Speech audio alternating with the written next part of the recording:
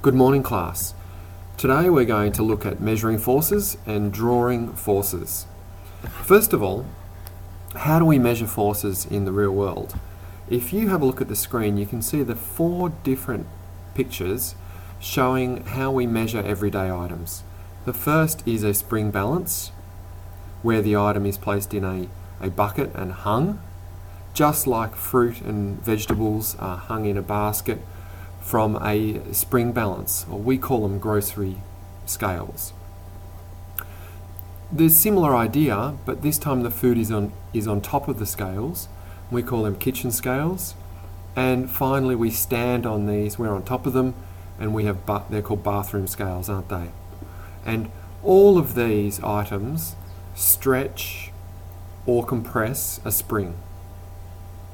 Okay, so squashes means compressed, and stretching or extending the spring is the opposite. So we can measure forces, and they're called Newton, named after the 17th century English scientist Sir Isaac Newton. He had the story about the apple falling on his head, and he discovered gravity, didn't he? Let's have a look at drawing forces now. So we can measure them. Now we can draw them.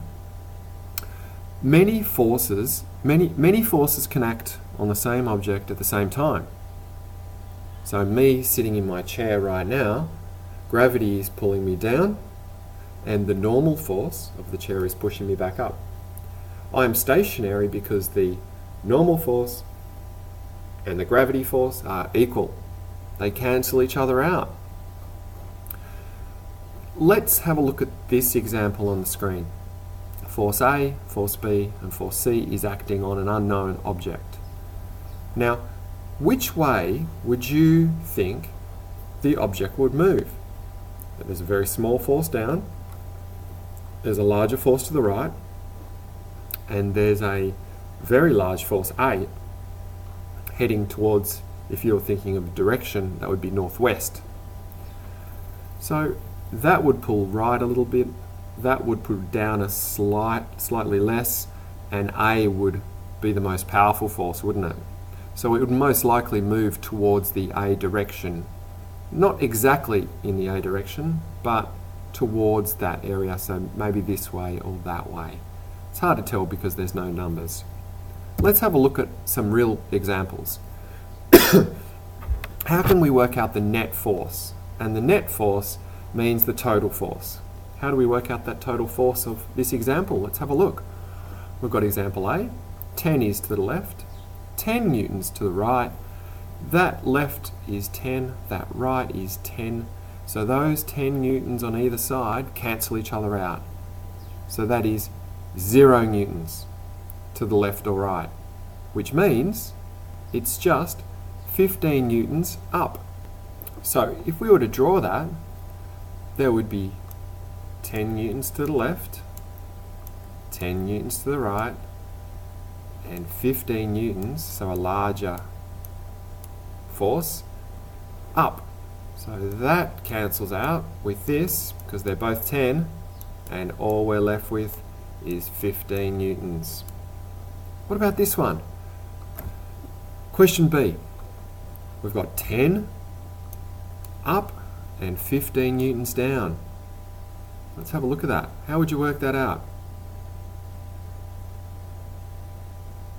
Well, you'd subtract them, wouldn't you? Just like you did here, 10 minus 10.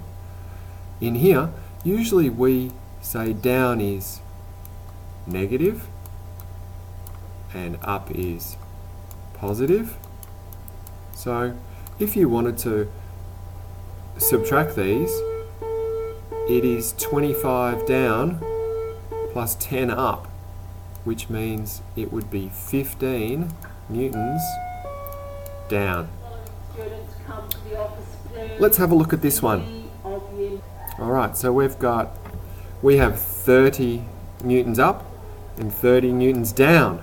If we add those, 30 plus and 30 negative, what do we get? They cancel out, don't they? Because they're the same amount of force. So all we have is 30 newtons to the left. That's our answer, isn't it?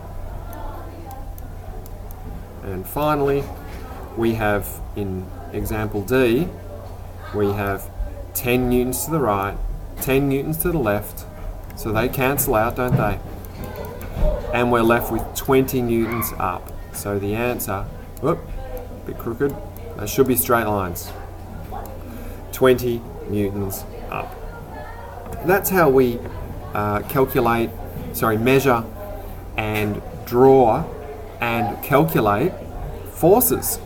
I hope you've found this lesson valuable. Have a good day.